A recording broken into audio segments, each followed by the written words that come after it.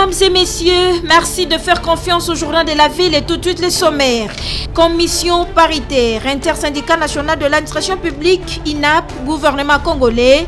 Le président de l'INAP a fait restitution à la base ce vendredi 25 novembre à Fatima. La mise en place de la politique salariale était parmi les revendications phares des agents et fonctionnaires de l'État à ses assises. L'IPR sur les primes des agents passe désormais des 15 à 3%. La rentrée scolaire dans certaines écoles de la République démocratique du Congo, toujours pas effective. Les enseignants disent attendre l'aboutissement des travaux d'Mbwela Lodge et les communiqués final des 6 assises. Dans l'entretemps, pour des raisons d'ordre public, l'Association nationale des parents d'élèves et d'étudiants de la République démocratique du Congo, ANAPECO, demande au pouvoir organisateur les retraits de la synergie des syndicats conduits par Jean Bosco Puna de la liste des organisations syndicales autorisées à fonctionner au sein du ministère de l'EPST, d'autant plus qu'il s'est prévu d'une fausse qualité de secrétaire général du Sinecat alors qu'il n'est plus enseignant d'une école du réseau catholique. C'est tout pour les sommaires. Mesdames et messieurs, encore une fois, bienvenue dans ce journal. Après les assises des Bibois, Commission paritaire intersyndicale nationale de l'administration publique INAP et gouvernement congolais, par devoir de redevabilité, l'INAP a restitué à la base les résultats obtenus à l'issue de ces travaux ce vendredi 5 novembre 2021 dans la grande salle de conférence de Fatima Gombe, pleine comme un œuf. Fidel Kiyangi Matangila, président de l'intersyndicale nationale de l'administration publique, nous fait le point. Nous sommes allés en commission paritaire depuis le 25 octobre jusqu'au 2 novembre. On a eu à faire un débat sans complaisance entre le gouvernement et l'intersyndicale nationale de l'administration publique. On a évalué nos accords passés, la réforme de l'administration publique, les droits syndicaux. Est-ce que le gouvernement congolais les applique ou pas? Merci au chef de l'État parce que son slogan « Le peuple d'abord », il l'a aussi compris en disant que les fonctionnaires d'abord. Mais c'était quoi les revendications phares des agents et fonctionnaires de l'État? La mise en place de la politique salariale. Malheureusement, nous n'avons pas mis en place cette politique salariale.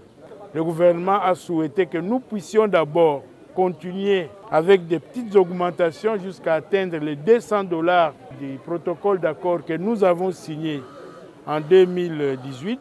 C'est comme ça que nous sommes passés de 95 à $120, soit 240 000 francs congolais pour l'huissier, qui sera d'application dès le mois d'avril.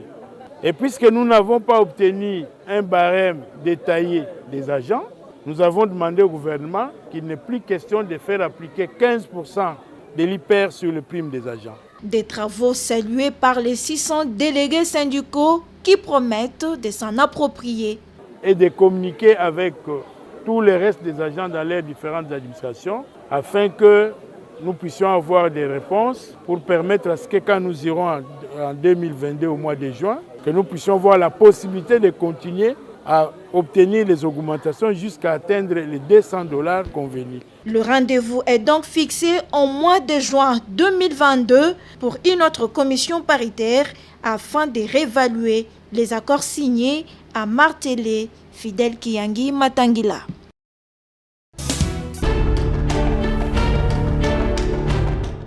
La ministre d'État, ministre de la Justice et garde de Sceaux, Rose Mutombo Kiese, a présidé ce jeudi 4 novembre 2021 à Kinshasa la cérémonie de mémorandum d'entente entre l'Agence pour la prévention de lutte contre la corruption de la RDC et la Commission d'éthique et de lutte contre la corruption.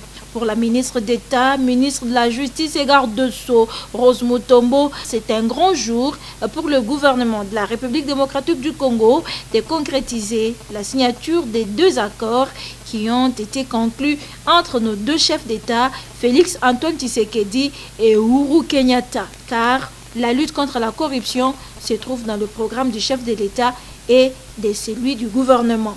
La ministre d'État espère qu'il y aura un renforcement des capacités de la part des experts kenyans qui ont plus d'expérience en la matière. Et pour le coordonnateur de l'APLC, Thierry Moulamoko, Ces mémorandums précisent des échanges plus structurels et permanents entre les deux agences, les renforcements des capacités.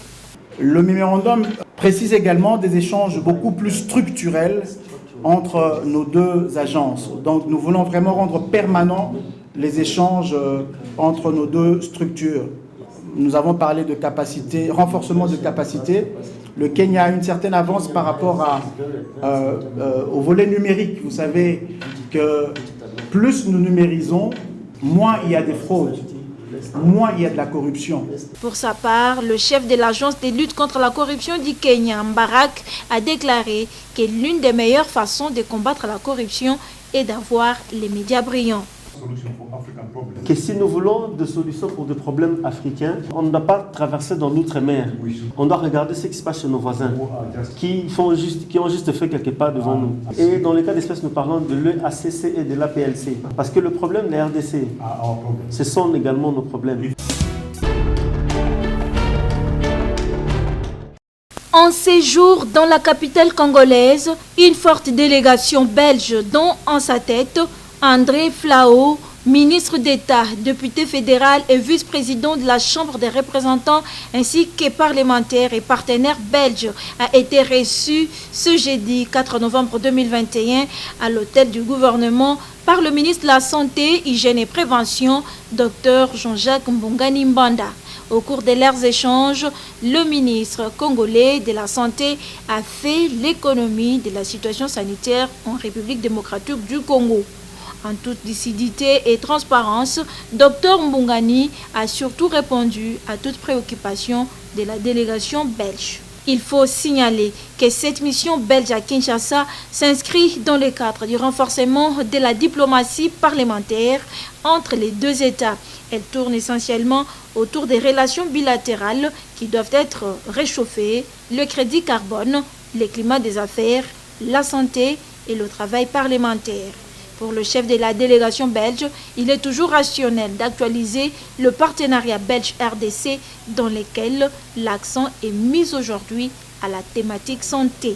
L'objet, c'était un échange d'informations, mais surtout entendre de la voix du ministre et de ses collaborateurs les travaux qui sont faits et les plans qui sont envisagés pour finalement s'attaquer non seulement à la pandémie, mais aussi d'avoir cette vision globale sur l'organisation du système de santé dans votre pays, ainsi que la politique de prévention, la couverture universelle, toute une série de projets qui ont été énoncés par le président de la République et qui, ici, trouvent les artisans de la mise en œuvre de ces idées. Et le constat est que les choses sont bien prises en main et nous avons redit notre disponibilité pour être partenaire. Par ailleurs, le ministre d'État belge a surtout soutenu les échanges d'expériences entre Kinshasa et Bruxelles en termes de formation et d'examen des législations qui existent peut-être dans les deux pays, par exemple en matière de contrôle pour les médicaments et les mutuelles de santé.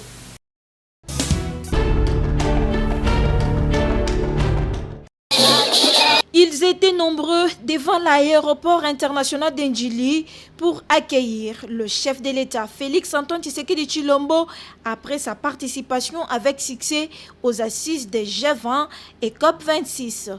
Les membres des partis politiques de l'Union sacrée ont démontré leur attachement et soutien indéfectible au président de la République. Ils s'expriment.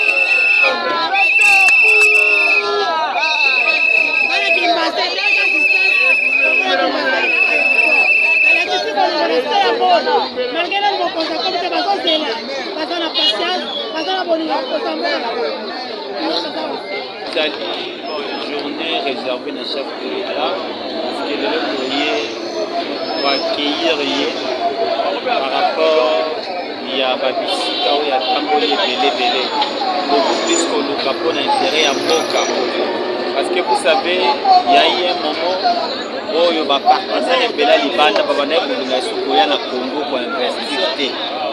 Mais aujourd'hui, grâce à chef de l'État, à son excellence M. Félix Tshisekedi Tshilombo, les loyaux, quand même, Bandekouana, bâtir na bango maintenant encore vers notre pays. Donc, les lots, tous les collapsaillés, nous avons du cœur, nous sommes un peuple comme la zone pour la société, et les lots doivent pour réserver un accueil chaleureux au moment où les lots parce qu'ils ne vont pas besoin de nous. Pour la présidente Arrêté à l'Obiké, pour sauver le Congo, biso nyonso tozala na sima ya président de la République Fachi, po biso to mesala ba kilo bengaka ya Fachi. Yango wana biso nyonso to tie makolo awa. Lokola biso to telemi. Chango eza ya bana ya chango Kinshasa bana ya Kinshasa. Lokola biso to telemi elingo ba biso nyonso na modo ya président Arrêté tozala sima ya président de la République. Yango wana lokola ya kelai ko munda bitumba. Abomi banzoko. Bona bolamu ya Congo yango biso tolobi tokoya kopesa ye makasi tokoyamba ye kote akoba kaka bongo bolamu. Nyankoundé et Marabout, en territoire d'Irumu, respirent désormais les bons vents de la paix consolidée par les FARDC après les opérations contre les miliciens FPIC. Des habitants ont déjà regagné leurs maisons respectives et vaquent librement à leurs activités.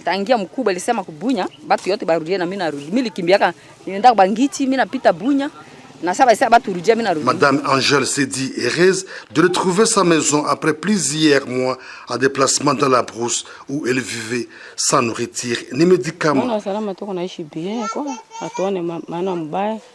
Cependant, s'est retournée, plaide pour une assistance en vivre et non vivre. Nyankoundé et Marabout, hier vidés de leurs habitants, mais aujourd'hui, suite à la paix restaurée, accueillent des déplacés venus de la région de Komanda. Quel paradoxe! Les activités scolaires ont repris et l'hôpital général de Nyankoundé fonctionne normalement, témoigne Dr Charles, responsable de cette structure sanitaire. La vie est bonne. S'il faut comparer il y a 5 mois, nous voyons vraiment qu'il y a une nette amélioration.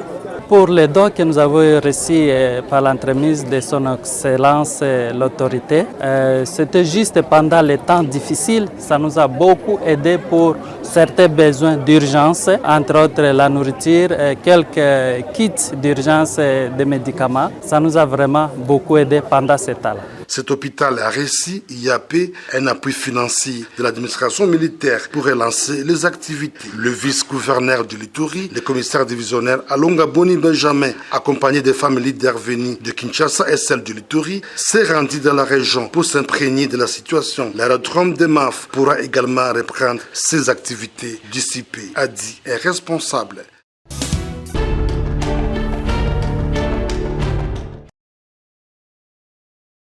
Trouver de l'eau potable, c'est la grande difficulté à laquelle ébutaient les habitants du quartier Mikonga et Fobank dans la commune de Lansele.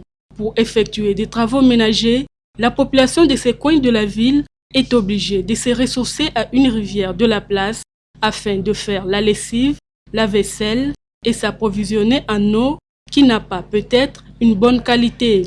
Les habitants de l'Efobank souhaitent voir l'eau jaillir de nouveau de leur robinet.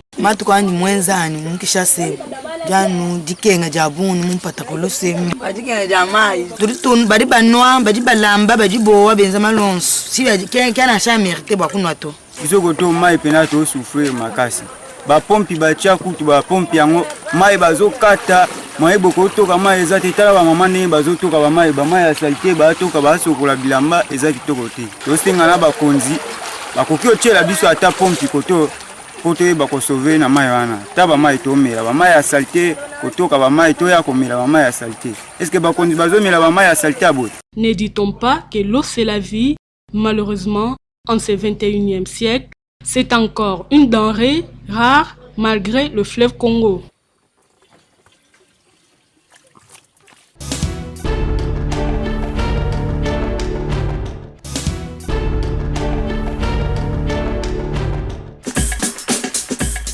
Nous sommes arrivés à la fin de ce journal de la ville, mesdames et messieurs. Merci de l'avoir suivi. Le prochain rendez-vous est fixé pour ce samedi.